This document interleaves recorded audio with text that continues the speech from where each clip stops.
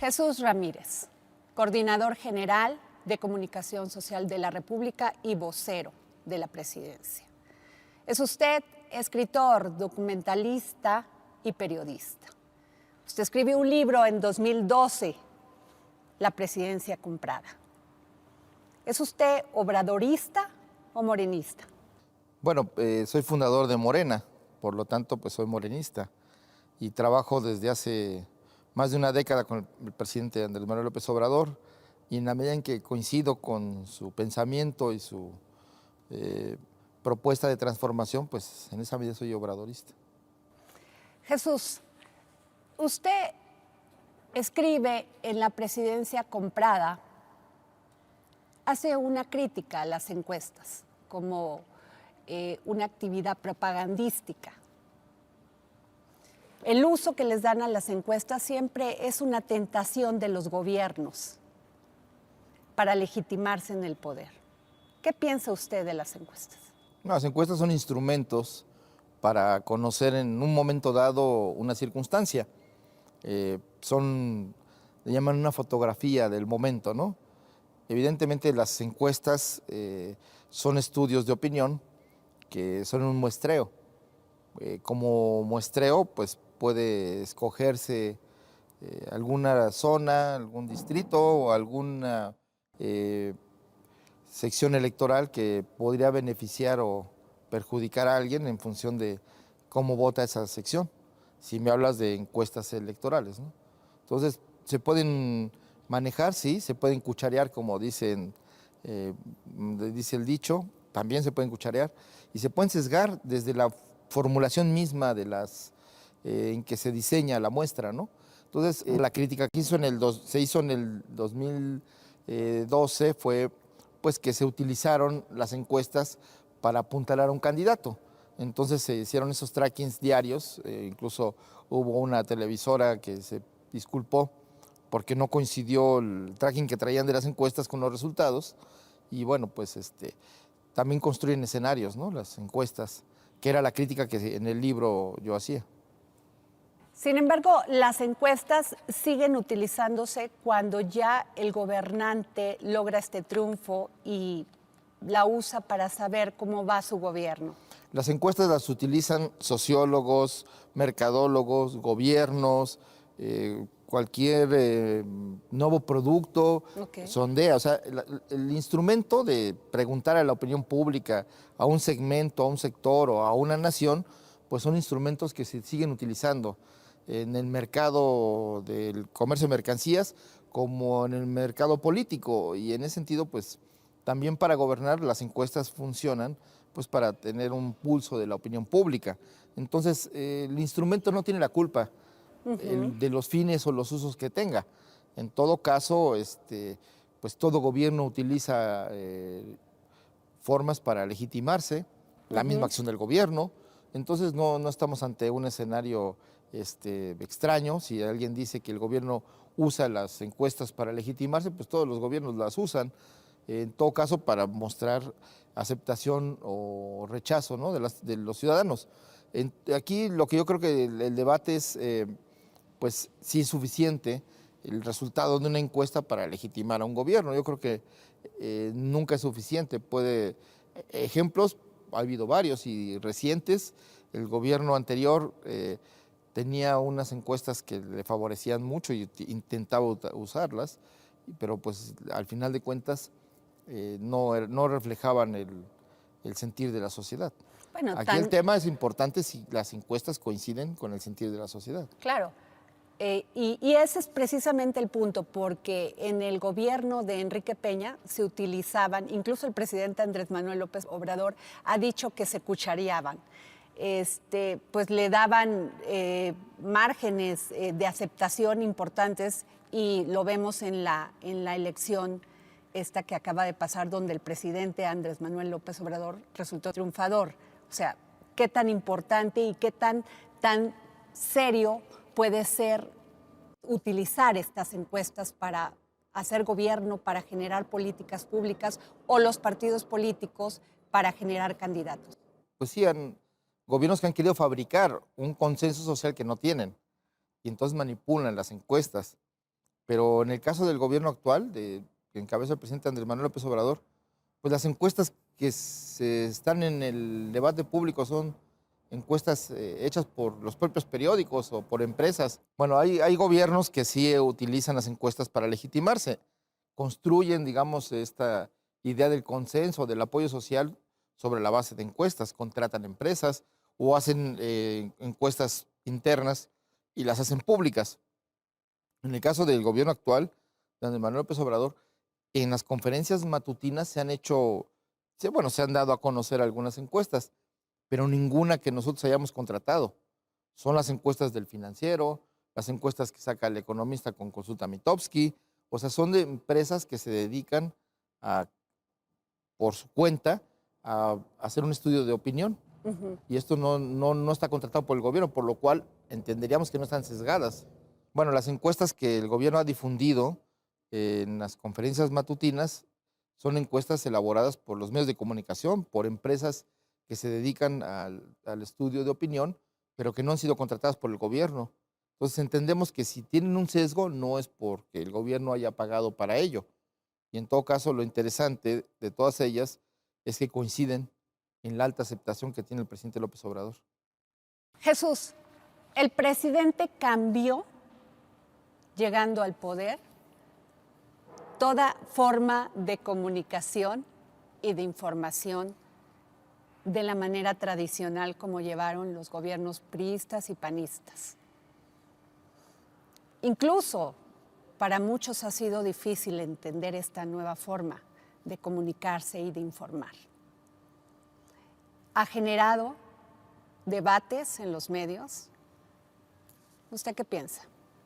Bueno, yo pienso que estamos ante un proceso de cambio profundo del sistema político, del régimen político, y uno de los cambios, bueno, es la comunicación.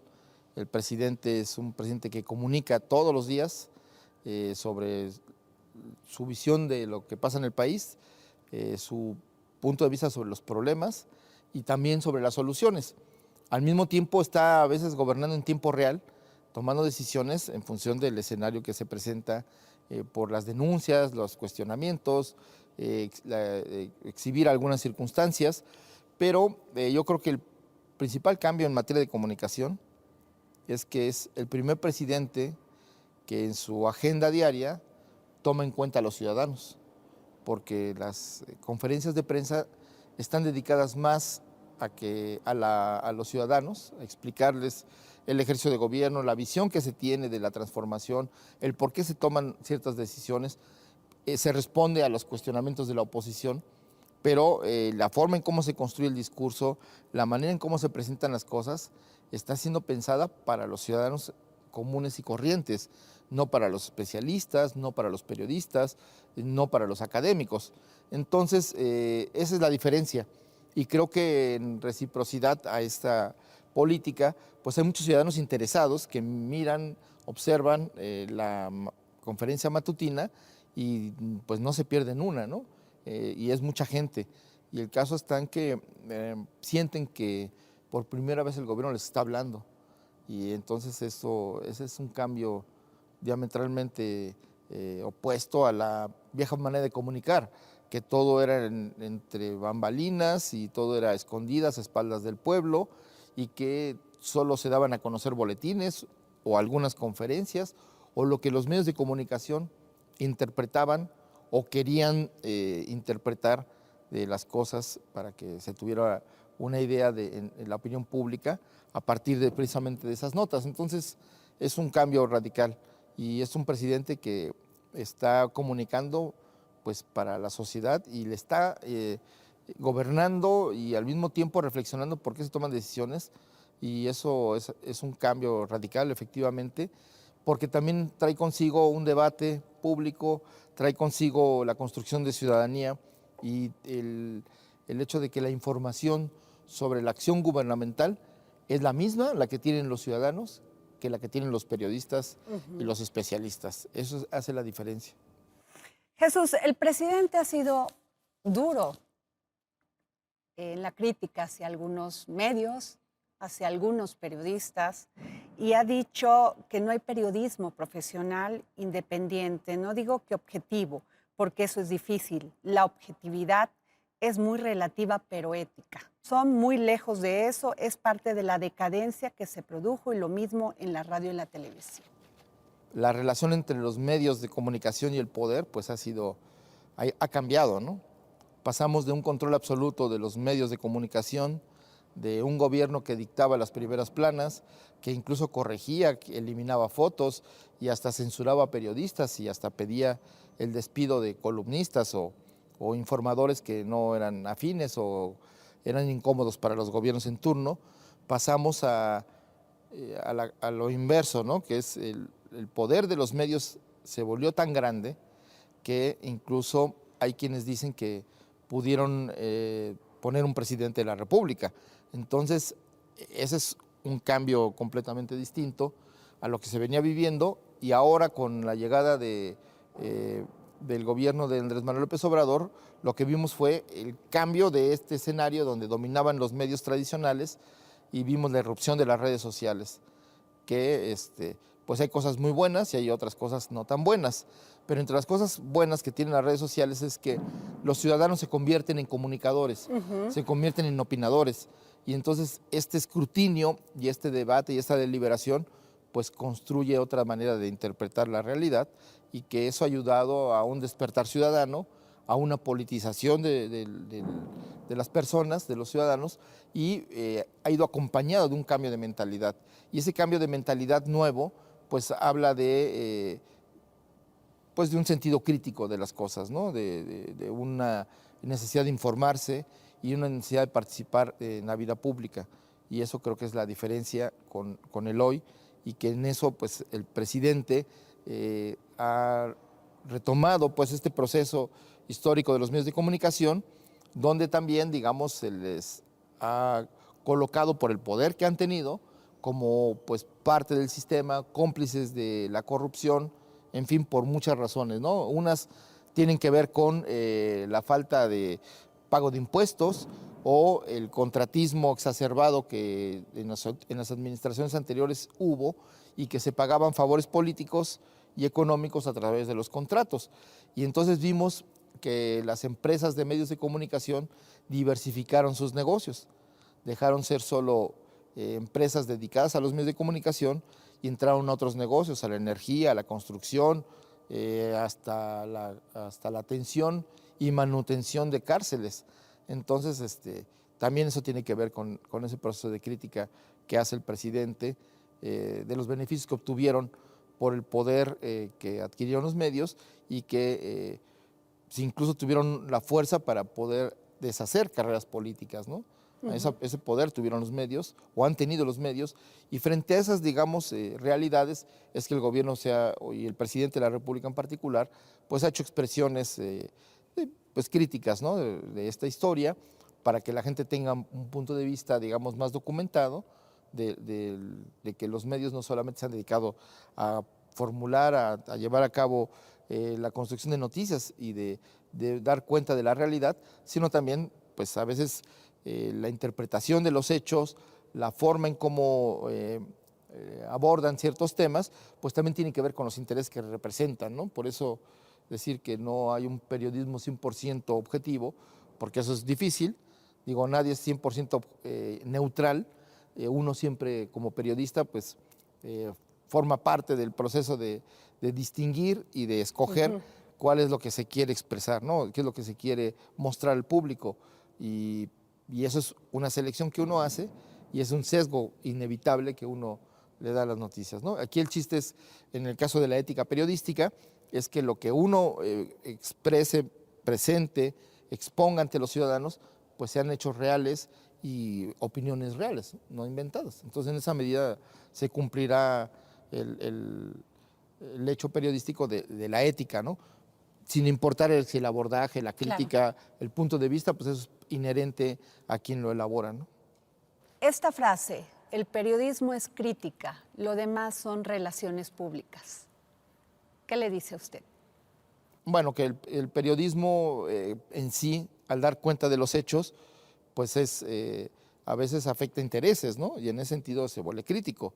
o cuando se da cuenta de un hecho político o de una decisión de un gobernante y que pues le agrega elementos críticos o de que le den perspectiva, o que pone en perspectiva esa decisión y que ya no es tan optimista lo que presenta el gobernante, pues es parte del periodismo.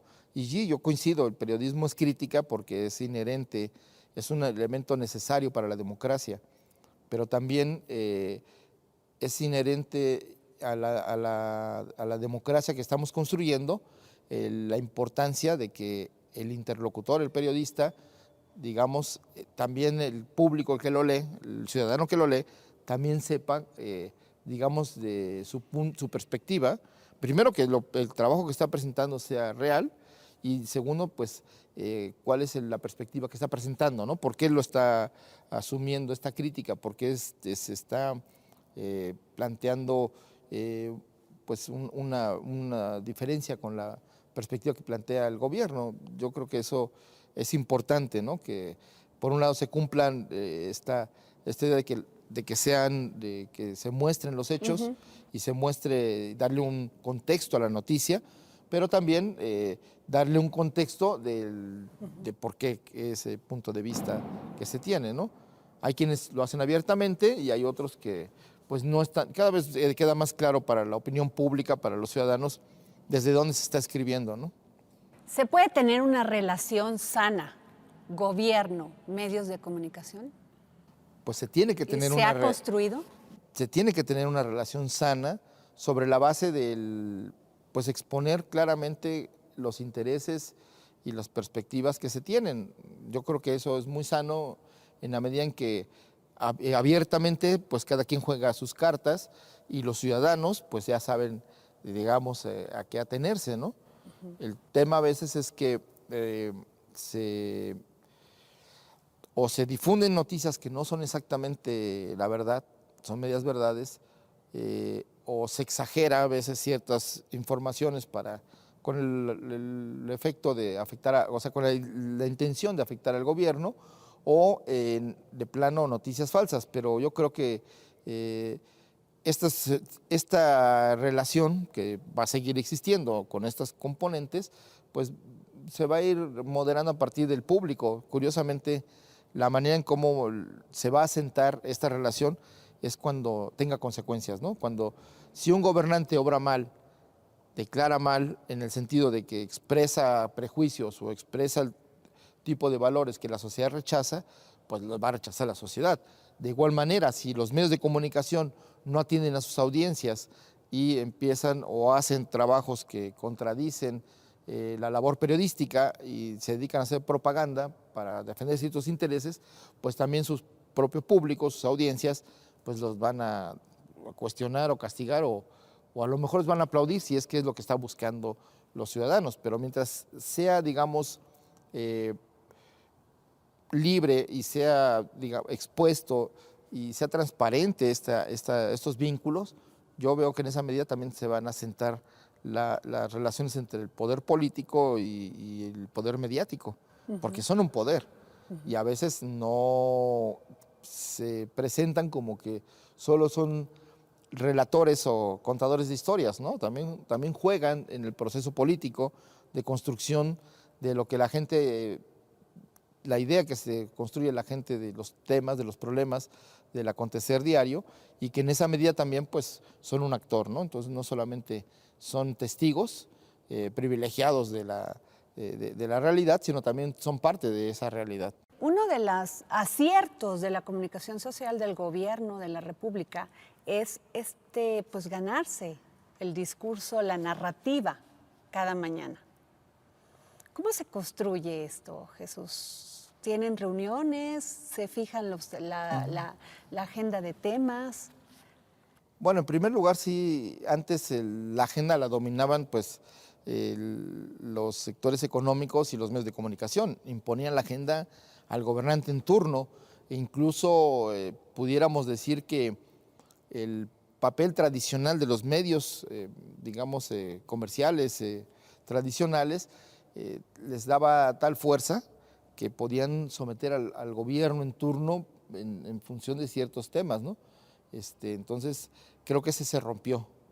Estaban acostumbrados a someter al gobierno, a someter a los gobernantes, al gobierno en turno, y esto con este nuevo gobierno no ha sido posible. Por eso también la tensión entre medios de comunicación y el gobierno tiene que ver con esta pues idea de que se podía someter al poder político a los intereses económicos que representan los medios.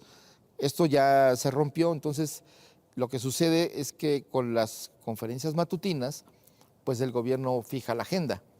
Y entonces la manera en cómo se construye esta agenda, pues es parte del proceso de gobierno. Es decir, todos los días hay reuniones del Gabinete de Seguridad, donde ahí se analiza el panorama de seguridad, donde se analizan los principales temas que está atravesando la coyuntura, el momento, y al mismo tiempo ahí también se exponen los avances de las obras, los avances de los programas de gobierno y del trabajo del gobierno. Entonces, de tal manera que también ahí se construye la agenda de cómo se va a hacer público todo esto, ¿no? Entonces, ahí en la reunión de seguridad y en reuniones con el presidente, pues ahí se definen esas agendas. Hay otra parte de las conferencias matutinas donde no hay control, y eso es algo interesante en materia de comunicación. Es decir, que los periodistas que asisten preguntan libremente y no sabemos de qué tema van a hablar. Y entonces también de esa conferencia y de esas preguntas derivan nuevos capítulos informativos y nuevos abordajes, y también cambian la dinámica.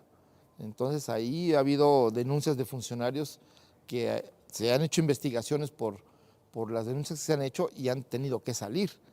Otros, porque se trata de ataques políticos que no se comprueba lo que denuncian ahí, pues no sucede nada, pero sí son conferencias de prensa muy vivas, por lo cual tanto el proceso de su elaboración de la agenda, de lo que se va a presentar, como de lo que ahí ocurre, pues es interesante, porque hay veces que hay materiales que pide el presidente que no estaban previstos, o que la mayoría de los tweets, fotografías, videos, canciones, todo eso no está preparado previamente.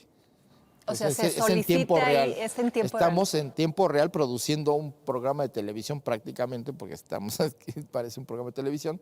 Y entonces ahí, la parte que a mí me toca, que es interesante, es que hay que salir al quite de los momentos en los que se demandan cierta información que no está a la mano y que no se preveía presentar. Jesús Ramírez, ¿quién es quién en las mentiras, en los medios? ¿Quién es quién? Porque ha generado una gran discusión, muchos se sienten aludidos personalmente, no profesionalmente, sobre si el presidente en las mañaneras descalifica tal información por medio de otra persona.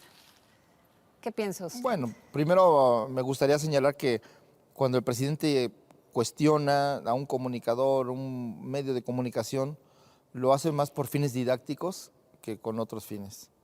Es decir, ahí hay una pedagogía informativa y una pedagogía política que hace el presidente todos los días, y ese ejercicio obliga al contraste de la información que tiene a la mano el ciudadano, o de las informaciones o los tweets o los mensajes que se han viralizado.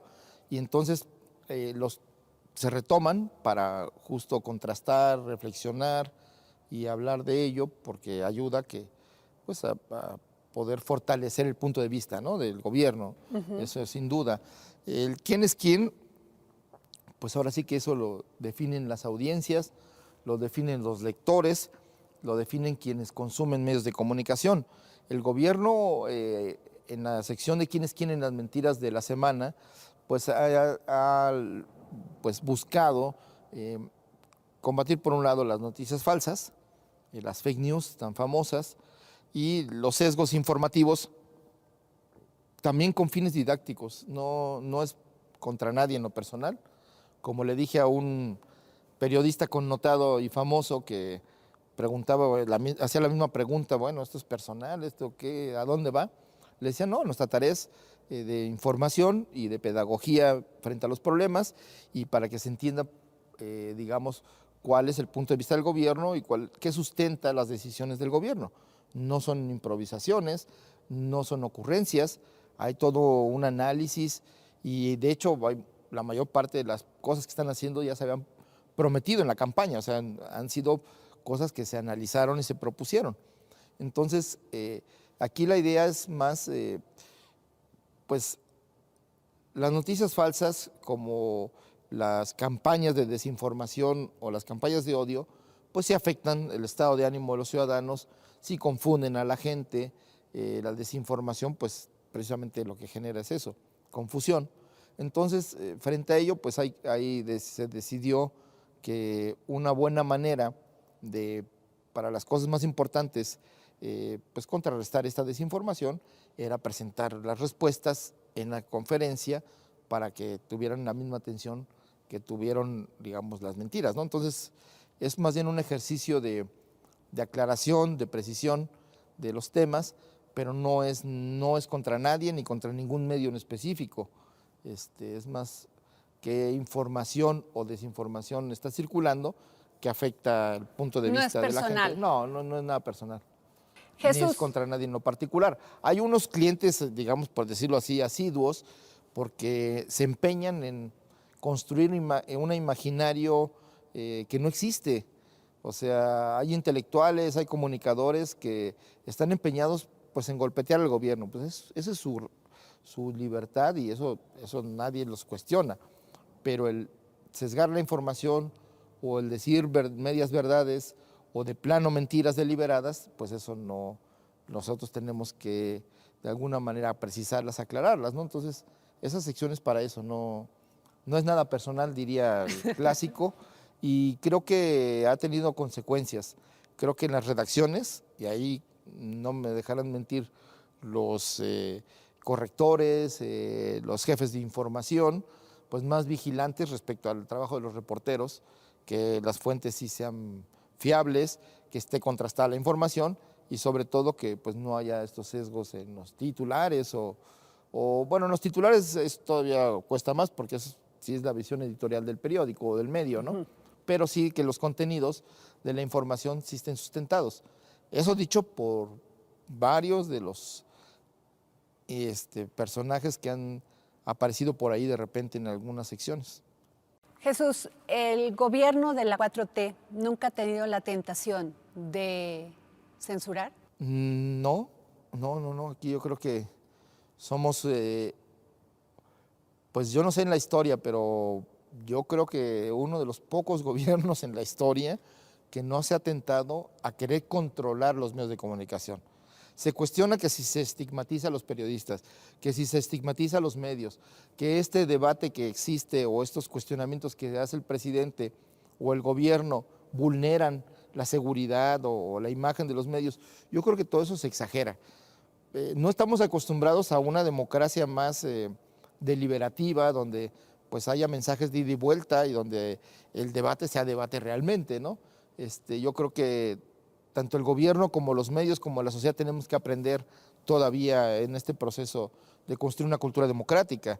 Y ahí lo vemos en las redes, ¿no? Como la polarización de los términos, el insulto, sustituye al argumento, ¿no? Entonces necesitamos una democracia más fuerte de argumentos, de contraste de información real y donde se respeten las opiniones, pero también se construyan puentes para que haya consensos, ¿no? De algunos críticos, principalmente la intelectualidad, dice que el presidente comunica como jefe de gobierno y no como jefe de Estado. Bueno, eso opina un sector de los intelectuales, porque también hay intelectuales que apoyan este proceso de cambio. Y diríamos que en el proceso de construcción del movimiento que llevó a Andrés Manuel al gobierno y a empoderar a la Cuarta Transformación, pues un movimiento donde los intelectuales han tenido un papel muy importante. Muchos de ellos ahora ya no están, ¿no? Ya se adelantaron, pero de todos modos hay muchos académicos y periodistas que comparten esta visión de la necesidad de un cambio fuerte, de un cambio de régimen político, que es lo que estamos experimentando. Pero bueno, hay también los intelectuales que no les gusta este cambio, que acusan de populista al gobierno y que de atacar a la iniciativa privada, de oponerse a las clases altas, de destruir la clase media, ¿no? Han dicho muchas cosas, pero bueno, curiosamente, buena parte de estos intelectuales, no digo todos, pues han sido intelectuales que se han beneficiado de otros gobiernos, justo, de muchas maneras, en becas, en los dos grupos intelectuales más importantes del país, el que encabezaba Octavio Paz y que heredó Enrique Krause, o el que encabeza Héctor Aguilar Camín con Nexos, pues son grupos que al final de cuentas se ligaron a los gobiernos en turno, unos más priistas, otros más panistas, pero al final de cuentas pues recibieron beneficios de estos gobiernos y a diferencia de los anteriores gobiernos, en este gobierno no se han visto beneficiados y han cuestionado. Bienvenida la crítica, yo creo que es muy importante la crítica, el debate, pero también darle contexto a las cosas, porque a veces se hace un debate como si no hubiera pasado, como si no hubiera contexto. Entonces se señalan temas que sin un contexto histórico, pues parece que estamos inventando una realidad. Y no, aquí venimos de un proceso de incluso el presidente, en su más reciente libro, A la mitad del camino, habla de cómo había medios de comunicación que se vieron muy beneficiados y un sector de intelectuales que se vieron muy beneficiados de las becas, de los contratos gubernamentales y que ya no diremos cuánto pagaban el gobierno, cuánto pagaba por las conferencias de los grandes intelectuales, que ese era un tema que también interesante. De eso no se ha dicho nunca nada, pero también se tenían esos beneficios. Entonces, ¿Y tenemos la cifra, Jesús? Pues alguna, yo de conocimiento, pero como periodista ya como gobierno no me he puesto a revisar los contratos de cultura o de la SEP o eso que ahí están, porque no es el caso de perjudicar a nadie, sino de cambiar las dinámicas, de modificar lo que estaba mal. Y bueno, una es esta relación poco transparente y perversa que había entre el poder político y la intelectualidad, ¿no? Entonces, que al final de cuentas había un sector que aparentaba ser crítico del gobierno en turno, pero en realidad estaban siendo beneficiados, ¿no? Entonces, yo creo que es muy importante tener un pensamiento crítico, las universidades, los intelectuales, es muy importante que no sean seducidos por el poder, pero ni por el poder económico ni por el poder político.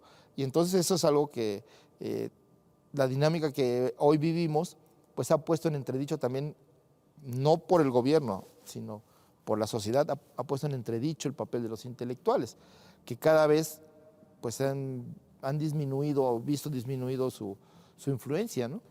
Eso también es algo real.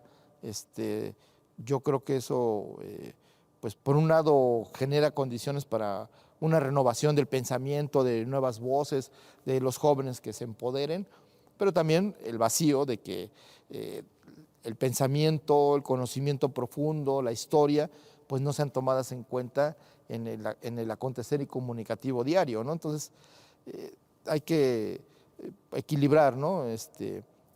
Pero es fundamental el periodismo crítico, sin eso no hay democracia, y por supuesto sin una intelectualidad que defienda pues, sus puntos de vista. Lo que sucede ahora con el tema de las escuelas, el CIDE, ¿no?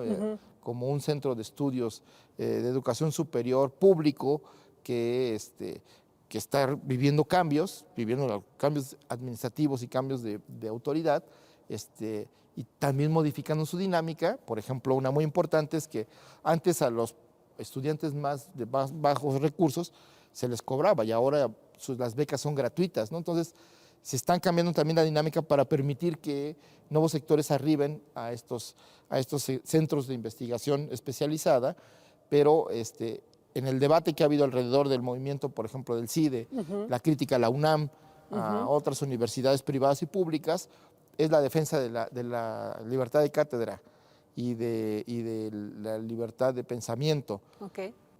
Nosotros coincidimos plenamente y defendemos como un principio fundamental la libertad de cátedra y y la libertad de opinión, ¿no? Sin embargo, si uno le rasca un poco qué ha pasado en los últimos 36 años con el neoliberalismo, pues lo que sucedió es el fin de la libertad de cátedra, la subordinación del hecho académico, de la currícula académica, de las investigaciones, a favorecer al mercado y acabar con lo social, y acabar con las ciencias sociales, y acabar con, digamos, con investigaciones que favorecieran el punto de vista de la mayoría o de la colectividad.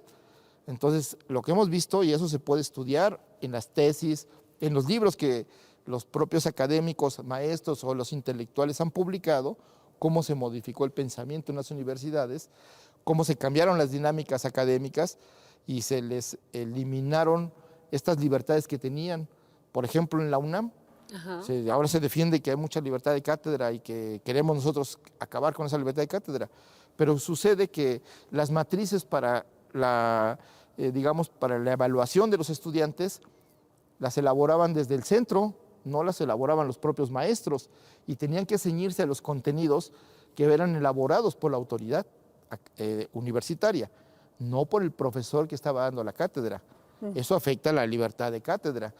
Y si ven los contenidos hacia dónde estaban orientados, pues eran contenidos orientados a una idea del mundo pues más cercana a lo que es la filosofía del neoliberalismo, al individualismo, a la competencia, a primar la ganancia por encima del interés público, el interés colectivo, de privilegiar los negocios por encima de lo que es el medio ambiente o los derechos de la gente. En fin, si profundizamos, veremos que este debate que se dio es muy superficial y que lo que están defendiendo no es la libertad de cátedra, sino el control que ya se había logrado de las universidades y del conocimiento y de las investigaciones generadas a favorecer una visión del mundo. Y si no, yo les diría que se hiciera una investigación de todas las becas de CONACYT antes de que llegáramos nosotros y que descubrieran cuántas empresas internacionales, incluso transnacionales, recibieron dinero de CONACYT y que se lo robaron porque no entregaron un solo reporte de las investigaciones, ni entregaron nada que, digamos, de beneficio al conocimiento público, porque todo fueron becas y ese conocimiento se lo llevaron para sus empresas.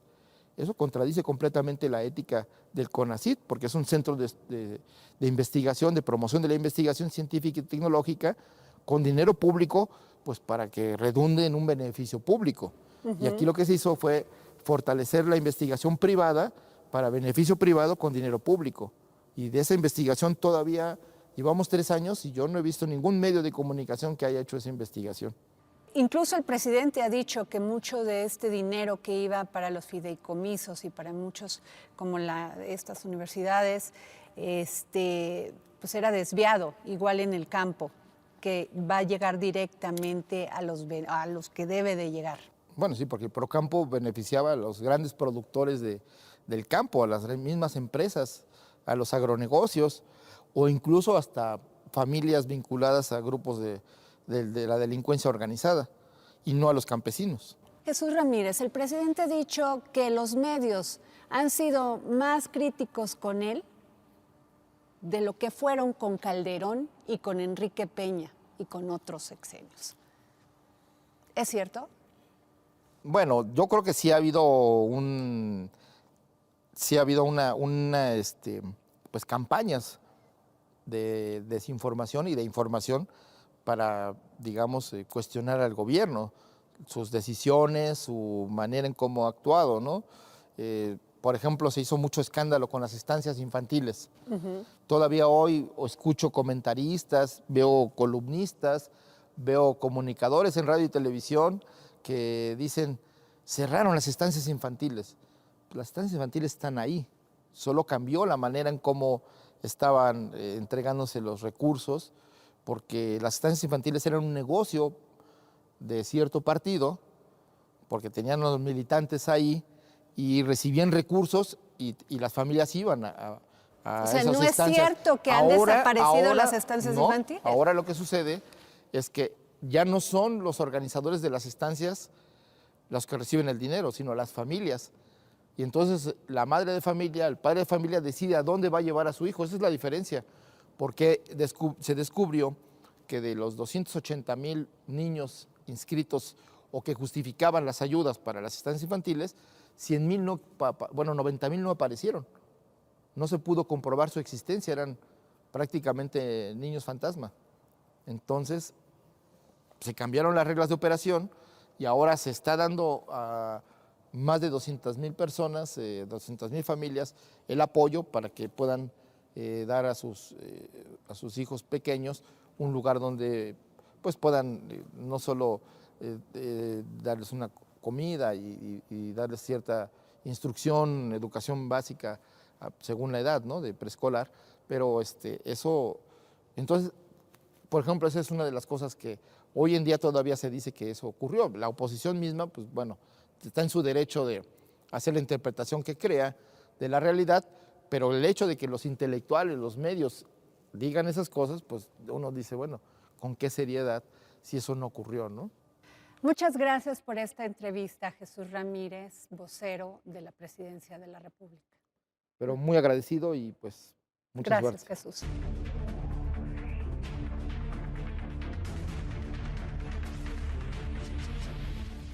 ¿Qué piensas de la desventaja que puede tener un medio de comunicación contra estas OTTs o estas plataformas?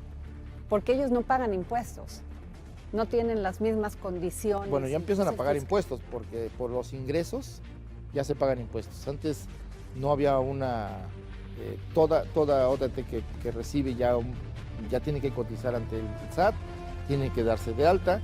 De hecho, la reforma a la ley de publicidad ya obliga a tener que cotizar al IMSS, tener que cotizar al SAT. Entonces ya no son ganancias grises como se tenían al principio de las redes sociales. Ya hay un mínimo control de la autoridad. Sí, se ha avanzado en eso. Viene un gran debate. Industria eléctrica.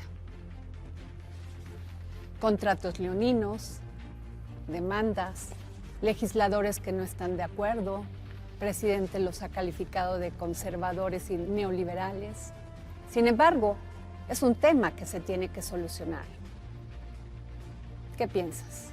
Bueno, primero que la industria eléctrica no es cualquier industria, es el corazón de la economía y el corazón de la sociedad. Sin electricidad, pues no hay hogares o no hay comunicación, no hay computadoras, no hay refrigerador, no hay luz en las noches.